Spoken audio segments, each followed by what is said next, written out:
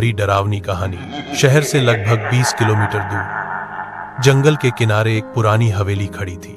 इतनी पुरानी कि उसकी दीवारों का रंग उड़ चुका था, खिड़कियों से झूलते पर्दे फटे हुए थे और दरवाजा हमेशा आधा खुला रहता था, जैसे किसी के आने का इंतजार कर रहा हो। दिन में भी उस हवेली के पास से गुजरते वक्त लोगों की चाल अपने आप तेज हो जाती थी और रात में कोई उधर देखने की हिम्मत भी नहीं करता था। गांव वाले कहते थे, उस हवेली में कुछ है जो मरा नहीं। एक वापसी। आरव 5 साल बाद अपने गांव लौटा था।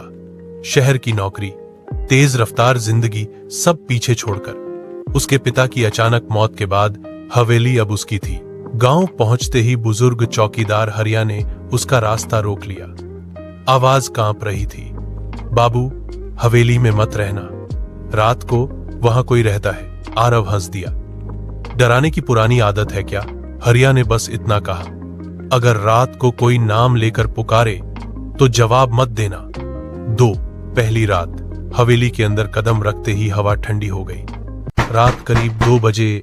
ठक ठक ठक किसी के चलने की आवाज ऊपर से आ रही थी। हवेली में उसके अलावा कोई नहीं था। फिर एक और आवाज। आरव, वो आवाज उसकी मां जैसी थी। उसका गला सूख गया। हरिया की बात याद आई। उसने जवाब नहीं दिया। अगली सुबह आरव ने ऊपर की मंजिल देखी। एक कमरे में बड़ा सा पुराना आईना था। आईने में उसका चेहरा नहीं, कोई और झलक रहा था। एक औरत सफेद साड़ी में, बाल चेहरे पर बिखरे हुए, आंखें काली। आरव पीछे मुड़ा, कमरा खाली। लेकिन आईने से आवाज आई, अब तो देख लिया। आईना जोर से टूट गया। गांव के पुराने कागजों से आरव को सच पता चला। उस हवेली में कभी कमला देवी रहती थी, हवेली की मालकिन। उसने अपने ही बच्चे को मार दिया था और फिर खुद को उसी कमरे में फांसी लगा ली। मरते समय उसने कहा था, ये हवेली मेरी है और जो यहां रहेगा वो मेरा होगा। उस रात हवेली में तेज आंधी चली। खिड़कियां जोर जोर से बजने लगी। आरव का नाम चारों तरफ गूंज रहा था। आईने के टूटे टुकड़े अपने आप जुड़ने लगे।